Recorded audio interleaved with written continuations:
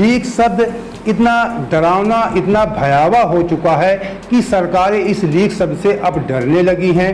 Paper होने के पहले ही ये सोचकर कि कहीं ये पेपर भी लीक न हो जाए, उसको रद्द कर दिया जाता है।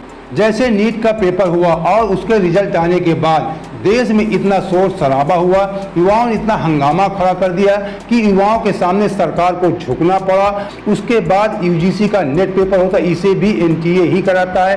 एनटीए ने नीट पेपर भी कराया था।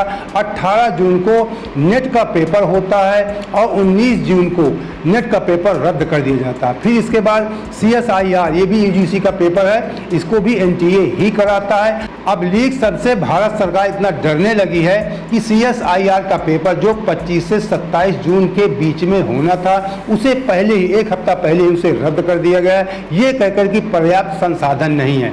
जबकि हकीकत यही है कि वो पेपर भी लीक होने की पूरी आशंका थी, इसीलिए CSIR का पेपर भी रद्द कर दिया भारत सरकार ने। अब हमारे देश में पेपर लीक क्यों होते हैं? हमारे पड़ोसी देश, जिसे हम दुश्मन कहते हैं चीन को, वहाँ पे पेपर लीक क्यों नहीं होते? हमारे देश की सरकारें समस्या का समाधान नहीं ढूंढती हैं, बल्कि समस्या को और बड़ी बना देती हैं। जबकि दूसरी तरफ चीन में समस्या का समाधान ढूंढा जाता है, ना कि कुछ लोगों के खिलाफ FIR कर दिया जाए, कुछ लोगों की गिरफ्तारी कर दिया जाएगा, जांच कमेटी बैठा दिया जाएगा। ये सब कुछ चीन में नहीं होता। चीन में जब जनसंख्या विस्फोट की स्थिति उत्पन्न हो गई थी, चीन ने एक प्लान तैयार किया, उस प्लान के तहत काम किया और जनसंख्या विस्फोट की स्थिति पे अपना काबू पा लिया। फिर चीन में प्रदूषण की समस्या उत्पन्न हुई और चीन ने एक रोड मैप तैयार किया और प्रदूषण की समस्या से भी चीन ने निजात पा लिया। फिर चीन में भी भारत जैसी पेपर लीक की समस्या उत्पन्न हुई। चीन ने इस बारे में पहले सोच लिया। हमारे देश में पेपर लीक सदैव होता रहा है। ये अलग बात है कि ये मुद्दा अब जाके राष्ट्रीय मुद्दा बना है, लेकिन इसके पहले भी पेपर लीक होते थे। लेकिन इधर 6-7 सालों से आप देख रहे होंगे कि पेपर लीक शब्द ज़्यादा सुनाई पड़ रहा है। लोकसभा चुनाव के पहले भी पेपर लीक का मुद्दा था, लेकिन प्रमुख मुद्दा नहीं था। लेकिन लोकसभा चुनाव की गिनती जैसे ही खत्म होती है, पूरे देश में ये लीक शब्द ने भूचाल लाकर रख दिया है। अब ये राष्ट्रीय समस्या, राष्ट्रीय मुद्दा बन चुका है। लेकिन इसके बारे में चीन ने बहुत पहले ही सोच लिया था। चीन में पेपर करवाने के लिए युद्ध जैसी तैयारी की जाती है, जैसे किसी दूसरे देश से युद्ध की तैयारी की जाती है। पेपर कहाँ छपता है, कौन छापता है, पूरा GPS के माध्यम से पल पल की जानकारी अधिकारियों के पास पहुँचती रहती है। फिर पेपर कहाँ होना है, मतलब डिस्ट्रीब्यूशन से लेकर डिलीवरी तक की पूरी जानकारी अधिकारियों के पास पहुँचती है। जब पेपरों का डिस्ट्रीब्यूशन होता है तो उसके साथ कमांडो चलते हैं, एक SWAT टीम होती है, वो भी साथ में चलती है। और जहां पर पेपर होते हैं उस सेंटर में दर्जनों पुलिसकर्मी तैनात किए जाते हैं। उस सेंटर के ऊपर ड्रोन कैमरे घूमते हैं जो 500 मीटर की रेंज में घूमते हैं और वहां पे रेडियो सिग्नल के ट्रांसमिशन को भी रोकते हैं। इतनी ज़बरदस्त तैयारी होने के बावजूद भी एक सार्वजनिक नंबर जारी किया जाता उस क्षेत्र वासियों के लिए कि क्षेत्र का कोई भी व्यक्ति अगर जरा भी पेपर में किसी तरह की गड़बड़ी सुनाई पड़ती है, देखने को मिलती है, तुरंत उस नंबर पे कॉल कर सकता है और तत्काल उसका समाधान, चीन सरकार उसका समाधान कर देती है। जबकि भारत में ऐसी कोई सशक्त व्यवस्था पेपर करवाने को लेकर नहीं की जाती है। जबकि चुनाव करवाने के लिए इतनी तगड़ी व्यवस्था की जाती है। सरकार भी कहती है, चुनाव आयोग भी कहता है कि हम निष्पक्ष चुनाव कराने में सक्षम हैं। जब आप निष्पक्ष चुनाव करा सकते हैं तो निष्पक्ष परीक्षा क्यों नहीं करवा सकते? जबकि परीक्षाएं तो देश का भविष्य होती हैं। इसके माध्यम से हमारे देश में डॉक्टर, वैज्ञानिक, इंजीनियर, सभी तरह की देश की प्रतिभाएं चुनी जाती हैं और उसको लेकर के हमारे देश की सरकारें लापरवाह रहती हैं। जब पेपर लीक हो जाता है तो उसके बाद उसकी जांच कमेटी बैठाई जाती है, कोई नया कानून भी पारित कर दिया जाता है। जैसे इस समय कहा गया कि पेपर लीक के मामले में 10 साल की सज़ा होगी और 1 करोड़ का जुर्माना होगा। ये तो चीन में भी है, 7 साल की सज़ा और जुर्माना भी है, लेकिन वहाँ ऐसी स्थिति आ ही नहीं पाती। हमने कहा ना कि भारत सरकार समस्या का समाधान नहीं करती बल्कि समस्या बड़ी कर देती है। अब 1 करोड़ का जुर्माना लगाया, 10 साल की सज़ा का निर्धारण किया, इससे आप समझ सकते हैं कि पेपर लीक होगा।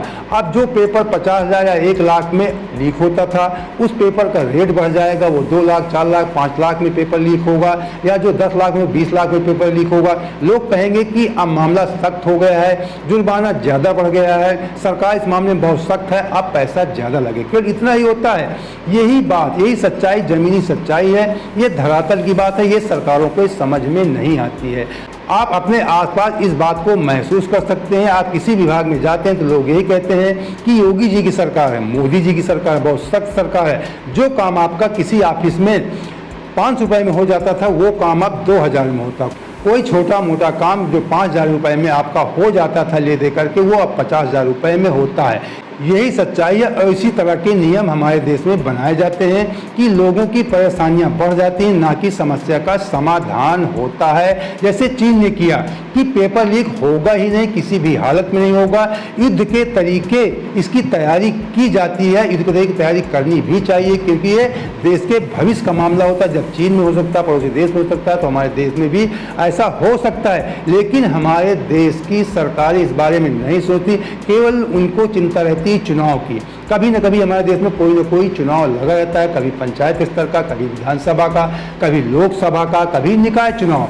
और इन चुनाव में मुख्यमंत्री और प्रधानमंत्री की संलिप्तता बनी रहती है, पूरी निगाहें उनकी लगी रहती हैं। इसी बारे में सोचते रहते हैं कि उस राज्य में कितनी हम सीटें जीत लें, निकाय में कितनी सीटें जीत लें, पंचायत स्तर में कितनी जीत लें, विधानसभा में कितना जीत लें। विशेष करके आप लोगों ने 10 सालों में देखा हो, केवल मोदी जी को प्रधानमंत्री की जगह चुनाव मंत्री कहा जाए तो गलत नहीं होगा।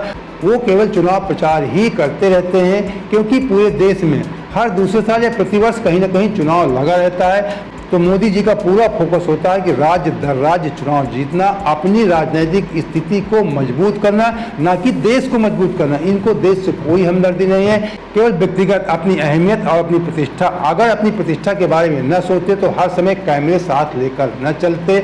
जैसे इनके पहले के जो हमारे देश के प्रधानमंत्री थे वो देश के लिए सोचते थे, जैसे अटल बिहारी वाजपेयी जी थे, मनमोहन सिंह जी थे। ये लोग देश के लिए कार्य करते थे, ना कि व्यक्तिगत अपनी प्रतिष्ठा और अपने सम्मान के लिए कार्य करते। ये लोग यही कि हर समय कैमरे के सामने रहते थे, जैसे इस समय के मुख्यमंत्री और प्रधानमंत्री मोदी जी रहते हैं। सच्चाई यही है, ये समस्या का समाधान नहीं चाहते, समस्या को बड़ी कर देते हैं। इस बार के लोकसभा चुनाव में इनकी जो हालत हुई है, इन्हीं सब बातों को लेकर के हुई है। इधर 6-7 सालों से आपने देखा होगा, हमने भी देखा कि पेपर लीक की आवाजें कानों में सुनाई पड़ती थी, लेकिन सरकार, मुख्यमंत्री जी या प्रधानमंत्री जी इस बारे में नहीं सोचते थे। जबकि आम जनता सब लोग जान जाए कि पेपर आउट हुआ। लेकिन ये मामला तूल पकड़ा उत्तर प्रदेश में लोकसभा चुनाव के पहले, जब पुलिस एग्जाम होना था, लगभग 50 लाख अभ्यर्थियों ने फॉर्म भरा था। उस एग्जाम का पेपर होने के बाद जब लीक हो गया, उस पेपर को युवाओं के दबाव में सरकार को रद्द करना पड़ा। फिर उसके बाद RO का पेपर उत्तर प्रदेश सरकार का था, उसको भी उत्तर प्रदेश सरकार को रद्द करना पड़ा। इस मुद्दे को भी लोकसभा चुनाव में राहुल गांधी ने बड़े जोर शोर से उठाया। लेकिन आपको सच बता दें, ये तो मोदी जी ने युवाओं के सामने, लोकसभा चुनाव था, युवाओं की संख्या, छात्र संख्या काफ़ी ज़्यादा थी, इसलिए झुक गए। लेकिन कभी योगी सरकार, मोदी सरकार देश की जनता के सामने या छात्रों के सामने, किसानों, किसी के सामने झुकने वाले लोग नहीं है।